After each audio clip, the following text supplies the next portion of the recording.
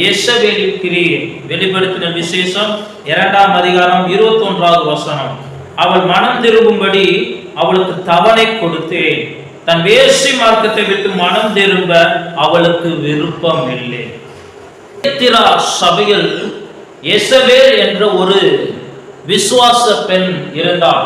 அந்த விசுவாச பெண் விக்கிரங்களுக்கு பலியிட்டதை சாப்பிடலாம், படைத்ததை சாப்பிடலாம், மற்றும் விபச்சாரம் செய்யலாம் என்றும் வேசித்தனம் செய்யலாம் என்றும் துர்போதனைகளை போதித்தவளும் அநேகரை பரிசுத்தமான மார்க்கத்தை விட்டு அசுத்தமான மார்க்கத்திற்கு ஆண்டவரை விட்டு தூரமாக நடத்தினவளாக காணப்பட்டாள்.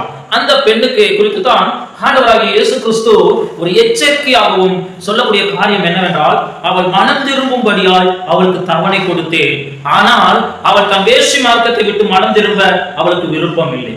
இன்னைக்கு அநேகரும் அப்படிதான் இருக்கிறோம். ஆண்டவர் தவணை கொடுக்கிறார், இந்த பாவத்தை விட்டு நீ வெல்லவா, அல்லது இந்த பாவத்தை செய்யாத, நீ என் மகள், நான் விரும்புவது போல செய்.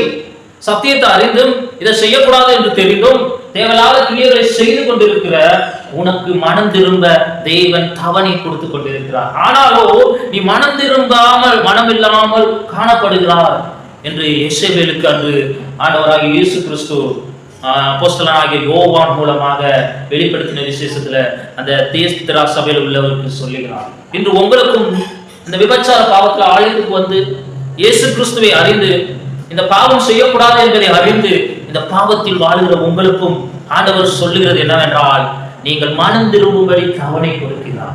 ஆனா மனம் திரும்பாத பட்சத்தில் உங்களுக்கு ஒவ்வொருவருக்கும் அதற்கு ஏற்ற பலனை நான் கொடுப்பேன் என்று சொல்றார். பாருங்க, அவளுடைய பிள்ளைகளையும் கொல்லுவேன், அப்பொழுது நானே உள்ளித்திரியங்களையும் இருதயங்களையும் ஆராய்கிறவர் என்று எல்லா சபைகளும் அறிந்து கொள்ளும், அன்றியும் உங்களில் ஒவ்வொருவருக்கும் உங்கள் கிரியைகளின் படியே பலன் அளிப்பேன் என்று சொல்கிறார். பாருங்களேன், அவளையும் அவளுடைய பிள்ளைகளையும் கொள்வென்றால் அவளுடைய போதனைகளை பின்பற்றுகிறவர்கள் தான் அவருடைய பிள்ளைகள். அந்த யேசபேலுடைய போதனை, யேசபேல் சொல்றா, விக்கிரகத்துக்கு படைத்த சாப்பிடுவாயா, நீ வேசி பண்ணலாம், அடுத்தவன் கணவனை எடுத்துக்கொள்ளலாம், அடுத்தவன் மனைவியை எடுத்துக்கொள்ளலாம், அந்த பாவம் நீ செய்து கொள்ளலாம், தப்பு இல்ல அப்படின்னு போதிக்கிறவளாக காணப்படுகிறாள்.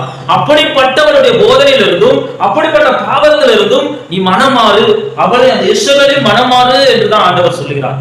இல்லை என்றால் ஒவ்வொருவருக்கும் அவர்கள் செய்கிற ஒவ்வொரு கிரியைக்கு தக்க பிரதிபலனை தருவேன். இன்னைக்கு நீ செய்யற பாவம் நீ உனக்கு சந்தோஷமா இருக்கும், ஆனா உன் பிள்ளைகளுக்கு சாபத்தை சம்பாதித்து வைத்து கொண்டிருக்கிறாய். அது ஆணாக இருக்கட்டும் பெண்ணாக இருக்கட்டும், நீ செய்யற பாவம் உன் பிள்ளைகளுக்கு தான் சாபம். அந்த தியத்திரா சபையில் உள்ள யேசபேலுக்கு சொல்வது போல இன்று உங்களுக்கும் ஆண்டவர்